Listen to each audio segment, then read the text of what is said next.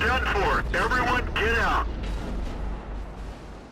Greetings sailors, welcome to some live Warships gameplay, and this is not what I had planned to bring you today. I had planned to sit down with World of Tanks patch 9.12 and play a bit of Centurion Action X, or maybe one of the other changed vehicles, you know, HDT-34 or something like that.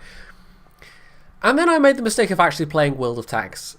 So that was just, 2 battles was enough, and I could already feel the frustration boiling over. So I thought, you know what, I'm going to do something that I actually enjoy, because that's not really my channel. I'm not Fosh. I don't sit down and you know, let the salt flow forth.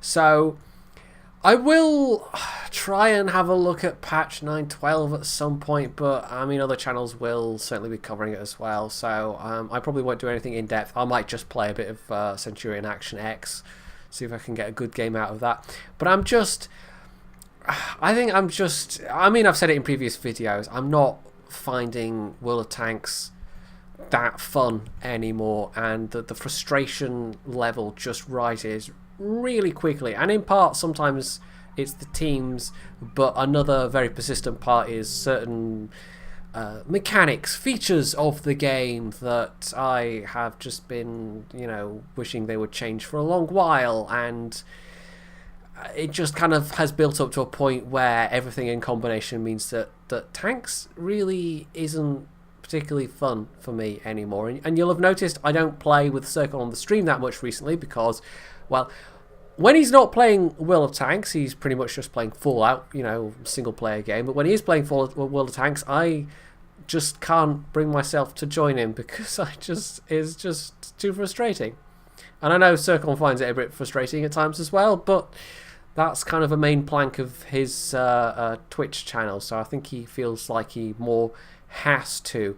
And I think with YouTube you get a bit more flexibility because, of course, I can still keep covering World of Tanks. I can show viewer games. I should probably hit the battle button because it'll take long enough for me to actually load in. But as for my own games, I mean, I said at the end of the 110 double feature that, you know, I've got some saved replays for World of Tanks, but as for actual like getting new gameplay footage and getting replays, I can't face it at the moment. It makes me want to bash my head into things like walls and desks and any other hard surface that may be available. And I saw somebody, like, Circon did a highlight video of the Pan 59 and he was talking about +1, -1 matchmaking. And somebody posted that on Reddit, and there was a bit of discussion going on under that. And, well, if you've been around long enough, you may remember my This Is Not the Hype Train video, which I put out around the time when Armoured Warfare went... probably before Armoured Warfare went into open beta. It would have been, actually. And I discussed various things that Armoured Warfare does differently. And, of course, matchmaking was one of those things.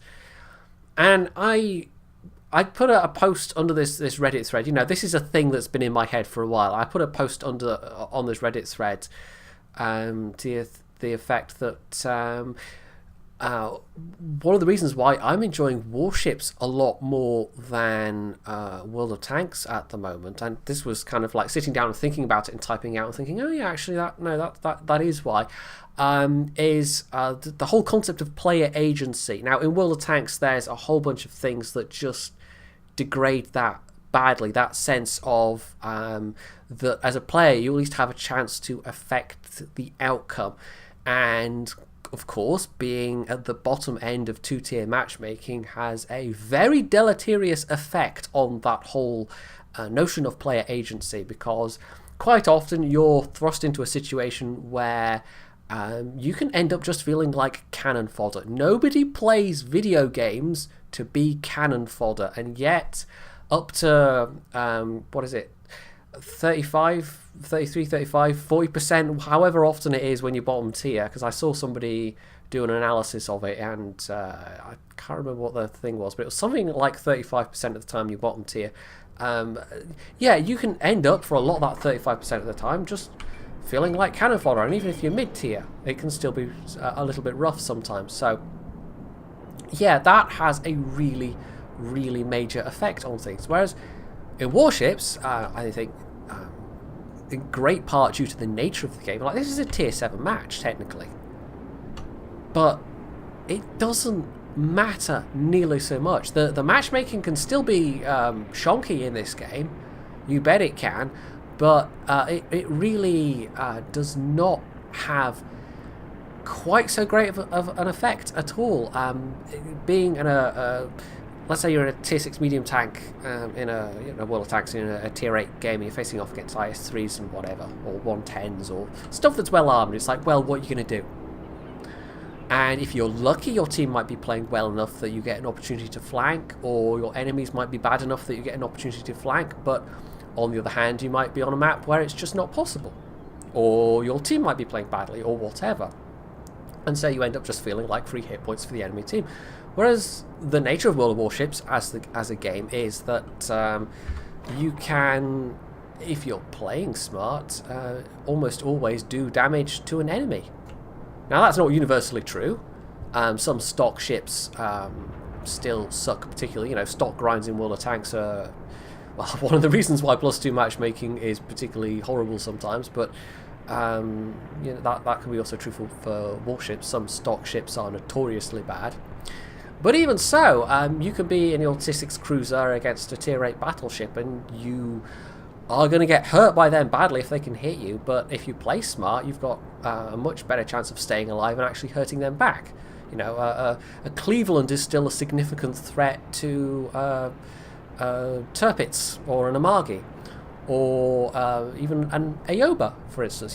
Picking the Cleveland is a really good ship, but a well-played Aoba, you can still be a threat to a tier 8 battleship.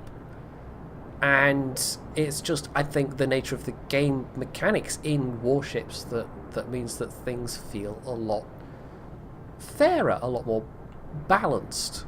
That the matchmaking spread doesn't matter nearly so much. Whatever you're in, you have a pretty decent chance of damaging whatever you face. And, I'm bottom tier in this, but I'm a destroyer. I've got torpedoes if I play smart. It doesn't matter that I'm in a tier 5 and maybe dropping torps on a tier 7. My torpedoes don't care. Whereas in World of Tanks, if you're in a, tier 5 with, I don't even know how you'd make a direct comparison, but you would very likely, in a lot of machines, just because the nature of the firepower in World of Tanks is rather different than in World of Warships, you would really, really struggle to do damage, to have an impact. So I think that's one of that's what I figured out. That's one of the reasons, particularly why I am actually really enjoying Warships at the moment. That is a Cleveland going through the middle. I'd like to see if I can do something about that. So yeah, that's actually a major factor, and it was me sitting down and typing up that Reddit post that made me realise that. So, I mean, World of Tanks, it's just the frustration and has been building up for a while on some of these particular gameplay mechanics, some of these issues, and then you add in the things like bundles, and that affects Warships as well. But that on top of everything else in World of Tanks, it's just making me extremely unenthusiastic about it as a game at the moment. So I know this may well end up costing me subscribers, but I mean, as I've said, I'm not stopping World of Tanks content entirely. It's just going to be not my own World of Tanks content so much. It's going to be viewer replays. And it's a funny thing about doing a channel. You'd think people would just like World of Tanks games, but a fair few people seem to want to see like your own games, basically. Right, this is going to be a Cleveland at fairly close range. We're actually going to pop out smoke now before he sees me. And the Cleveland's a very dangerous ship to encounter. Oh, I'm spotted from the air by his spotted plane. Drag torps out. Detected by his spotter plane again. At least I think that's a spotter plane rather than a fighter squadron. Right, I'm not spotted now. He's actually going to turn to avoid those. I'm not great at destroyers. I have fun in them sometimes, but I'm definitely not great at them. But that's forced him to turn broadside. Even if you don't, with a destroyer, manage to successfully get a torpedo drop, it can still be useful. You can still force somebody to maneuver that they didn't, in a way they didn't want to, Now that doesn't get you directly any XP or credits, of course, but that Cleveland was forced to broadside. It shows broadside to that New York, and let's try some wider spreads, see if that does anything. I should maybe put out 2 and then... Oh, yeah, no, he's seen me. Let's get speed boost going. It's a particularly dangerous enemy. He's not... Which way is he turning them? I mean, this is giving the New York free rein to shoot at him. And even though this is a higher tier cruiser, just the nature of the game means that I have a reasonable chance here. If I don't just derp out, sail in a straight line, whatever, I should survive this encounter. Right, if I put more torps out, that'll force him to turn again, although he's forced to turn from, I think, dive bombers. Right, let's put out 2 lots of torps and see where he turns. And he's playing okay, he knows, you know, he's facing a destroyer, he's not just going to sail in a straight line either. But our New York, meanwhile, is picking him to bits while he's... I don't think he's even firing his guns at me at this point. Right, I don't think I'm spotted anymore. No, I'm not. Of course I'm not, because my captain skill's not lighting up. But he still knows I'm here. And I think it just feels like, in Warships, player skill is a bigger factor. Of course, player skill is a big factor in World of Tanks as well, but there's so many things that can just... that are beyond your control that can count against that, like... You just... the matchmaking especially, I mean, not just the +2 matchmaking, but you end up in a slow heavy tank in a game where the enemy team has lots of artillery, and it's like, well, okay, that is entirely beyond your control. So yeah, it all comes back to that feeling of player agency, and I think in those terms, even though there's certain aspects of World of Tanks that are, you know, not super great. I think the high tier, well, of Warships rather, the high tier economy, and I'm not there yet. You know, my highest tier is a tier 8, para tier 8 premiums, and they're not exactly representative, but it feels like the high tier economy for tier 9s and tier 10s is a lot harsher in Warships, but I'll get to see that firsthand soon enough. I'm slowly grinding towards my first tier 8 battleship, and even more slowly grinding towards my first regular tier 8 cruiser. So I've yet to actually do any damage in this one, but that Cleveland was playing, you know, was actually paying attention to the fact that there was a destroyer. And that's, you know, people complain about destroyers, especially battleship drivers, but I would much rather face a destroyer in my battleship, depending on the circumstances, of course. You know, if I get ambushed by a battleship, by a destroyer around an island, it's like, no, okay, that's not fun. But that's just that you were not paying attention, or somebody was playing well enough to sneak up on you, or whatever. But at least most of the time, facing destroyers in battleships or cruisers or whatever else, it's a lot easier to do something about it than if you're facing carriers.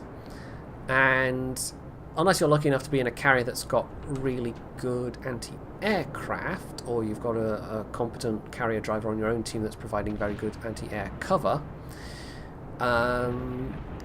a competently placed manual torpedo drop can just devastate you. And in a battleship especially, that is an issue when you get people later on in the higher tiers with multiple torp squadrons, you know, dropping from over here and over here at the same time, and there's literally nothing you can do.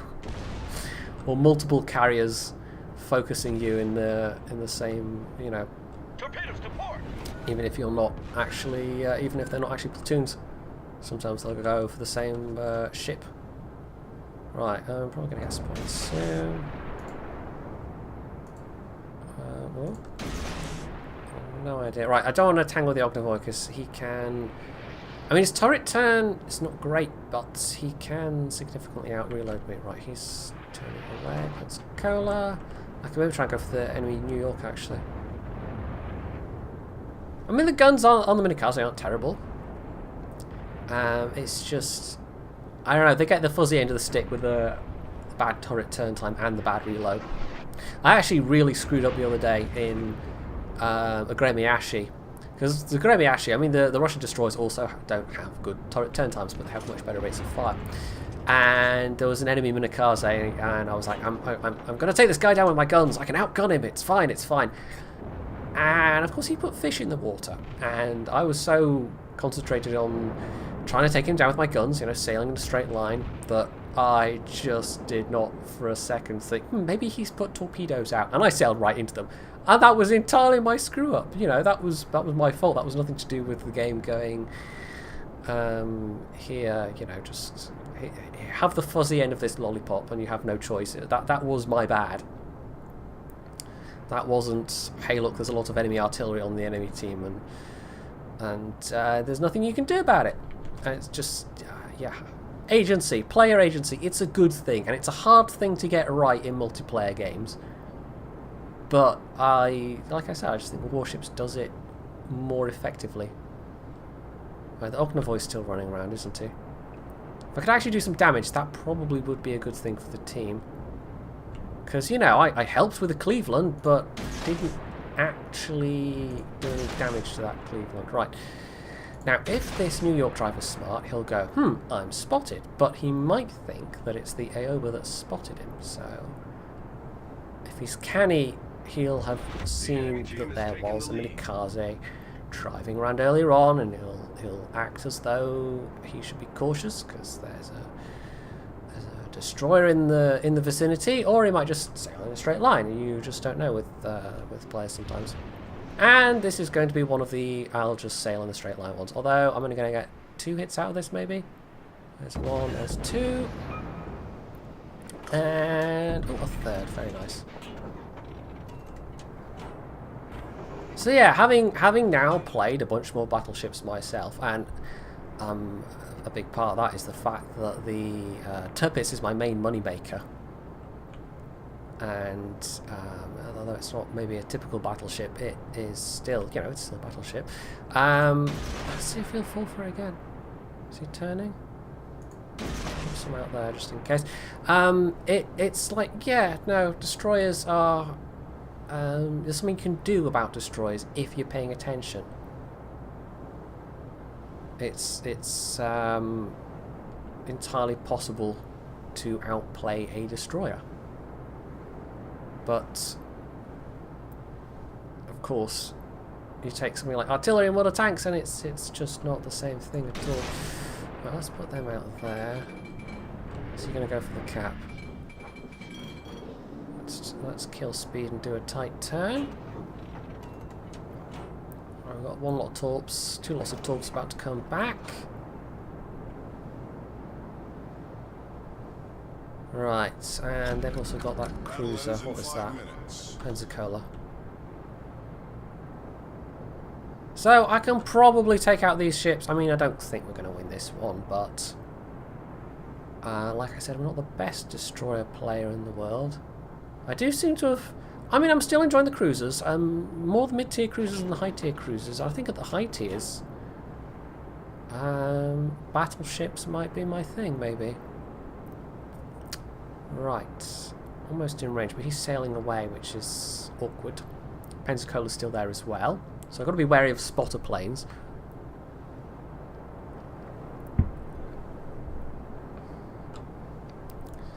So yeah, the fact that I'm in a very thinly armoured, you know, whatever. It's just, you've always got the chance, if you're playing smart, to do damage to an enemy.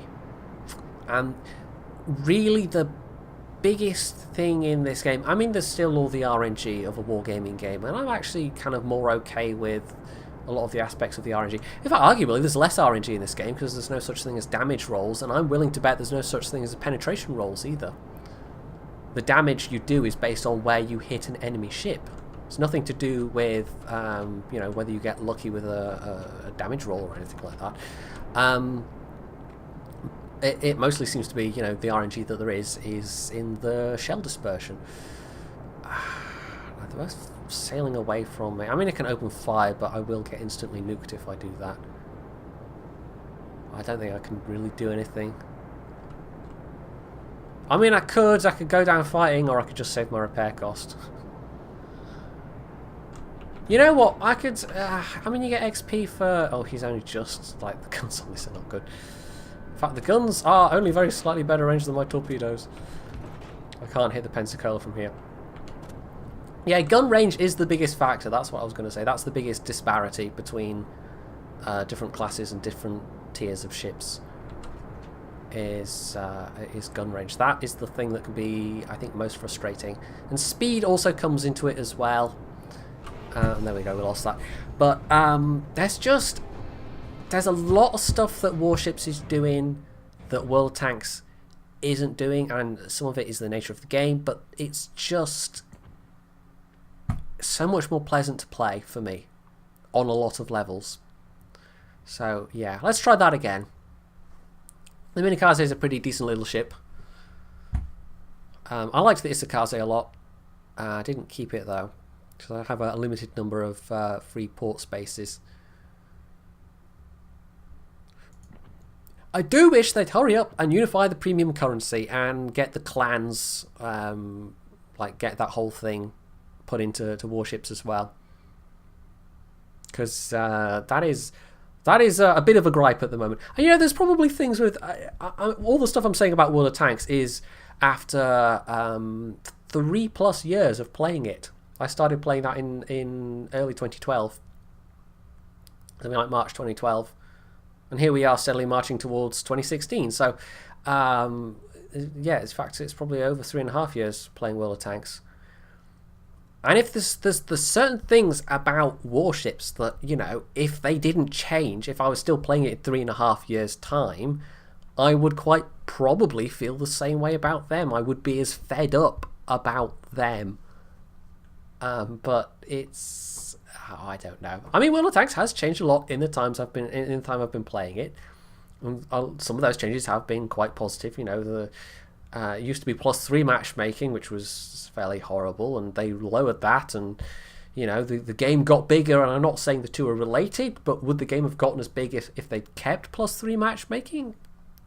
I have a hunch that no, it wouldn't have, but that is just a hunch. And things like the artillery hard cap, although that was just a sticking plaster, to be honest. That didn't really address issues with artillery. That just kind of limited the scope of the problem. And I don't know, the accuracy changes of 8.6, which they then kind of partially undid, but it didn't quite go back to its old levels. And I don't know. There's many good things, many good changes World of Tanks has made over the years, but I still think there's a lot to be improved, and the only kind of noises Wargaming have been making that kind of positive are on the subject of artillery, but we have no idea what they have in mind, when it'll happen, what it'll look like. So I don't know, we'll see. Maybe I just need to say to myself, I'm gonna take like a month or 2 months off from playing World of Tanks, because I like earlier, like I said at the start of the video, you know, I sat down and 2 battles later I was like, nope, if I try and record now, it's just going to be a stream of low-grade salt.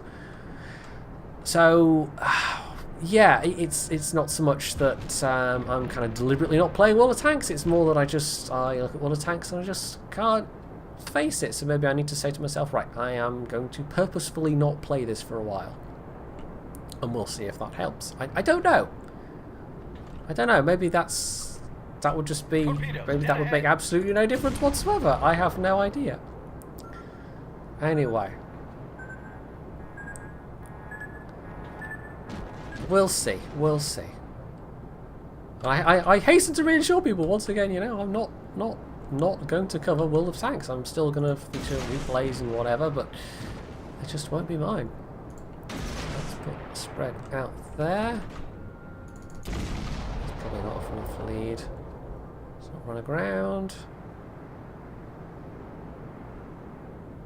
So yeah, I'm not saying Warships is perfect. It's just there's a lot of stuff Warships is doing that I do very much prefer. Right, that is an Evney that's just running willy-nilly around our cap circle. Should probably go and engage him, although he definitely can outgun me. That's going to be a problem. But there's a Wyoming here as well. In fact, a pair of Wyomings. I think he's probably the cause of that Wyoming having very little health left. There's an Omaha. Don't want to get shot by that. Looks like this Nevny's going for our carrier, if he's spotted it already. So let's try and intercept. Get a speed boost going.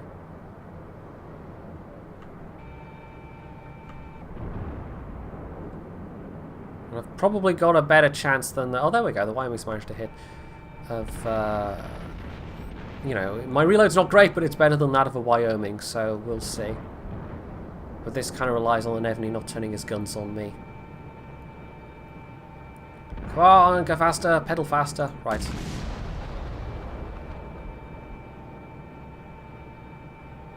The Wyoming's putting some fire in as well, and this reload is pretty painful.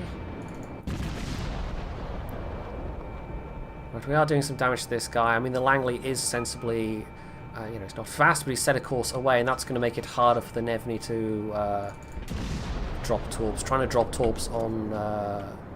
let's make sure he's not dropping torps on me, actually. We want to initiate a turn here. Right, there's his torps out. He is trying to drop torps on the Langley. Okay, there we go, he's dead. Yeah, that was a bit of a suicide run. That was not the smartest bit of play I've ever seen.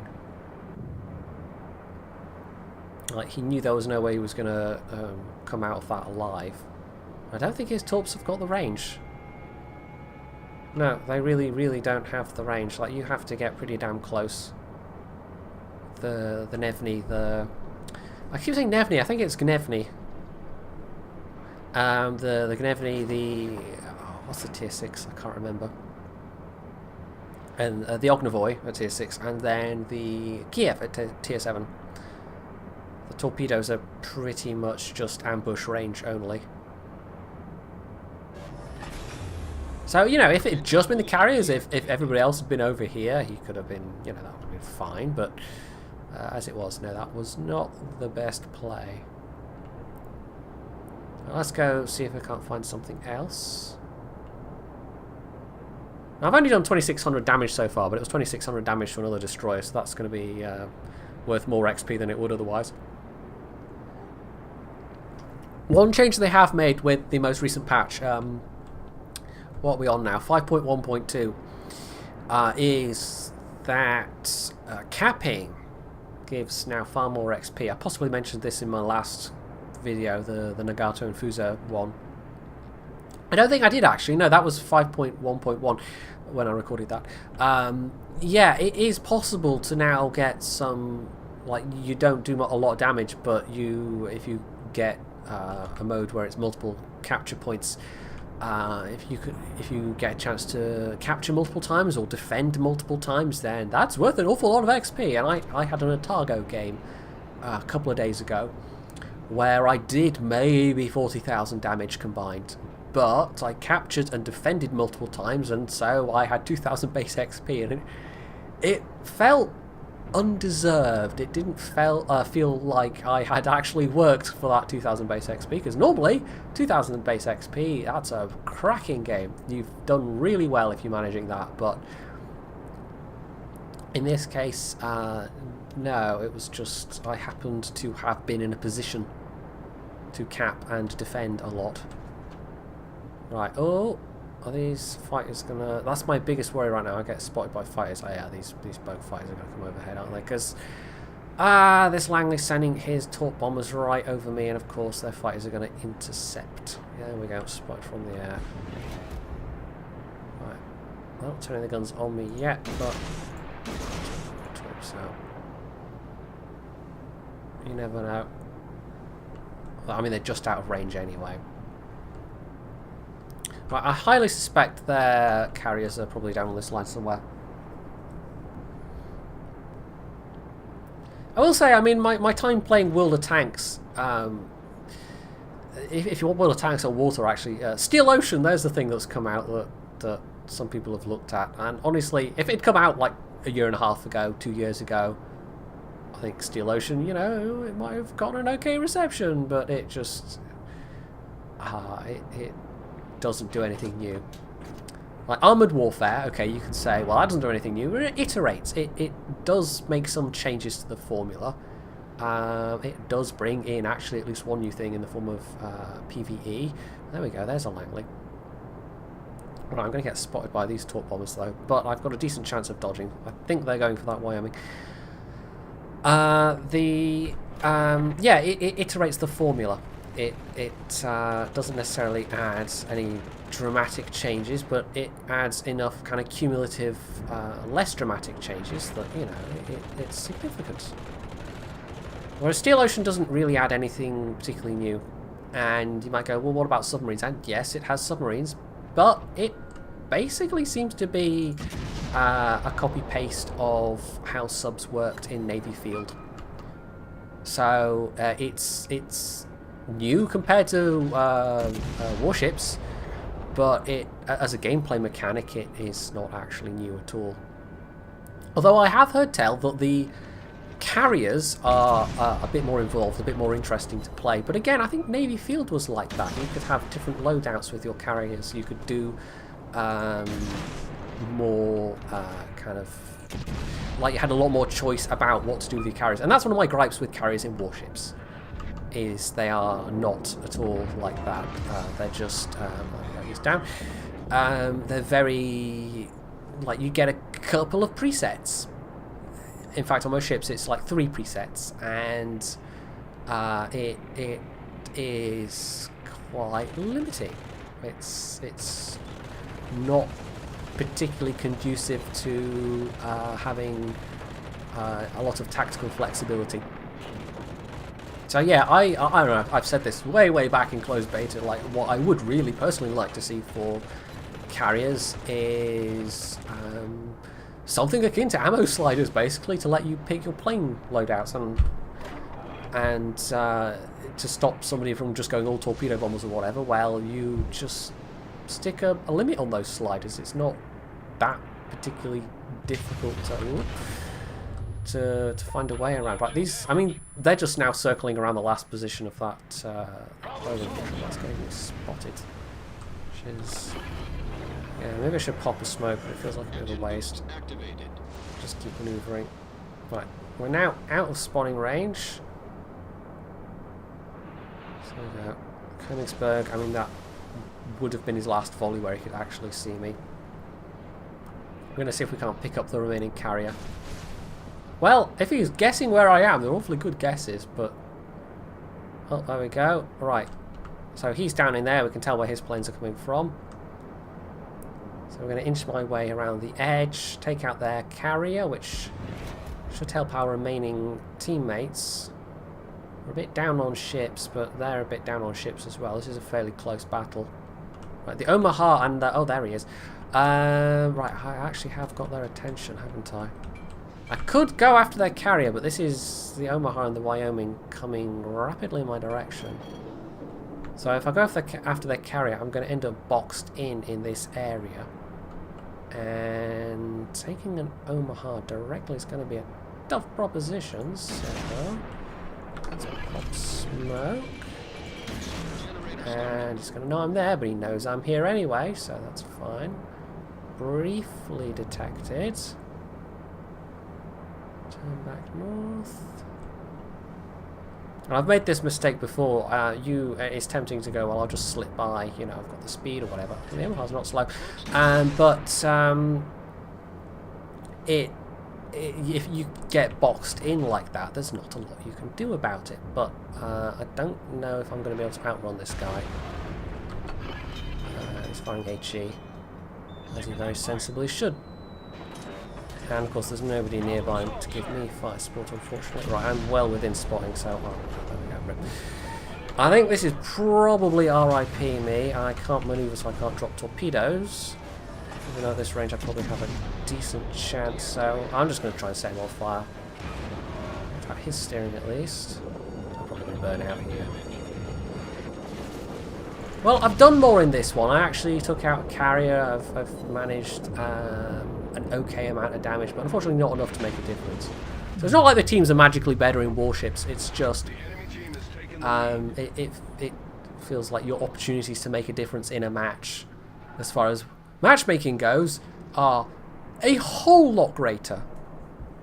A absolutely whole lot greater. So yeah, there we go. Unfortunately, neither of these was a win, but this one was a better game at least. It's just down to our carriers now. So there you go, Warships. That's, I think, why I'm enjoying it a lot more at the moment, why you'll see a lot more of my own gameplay of Warships.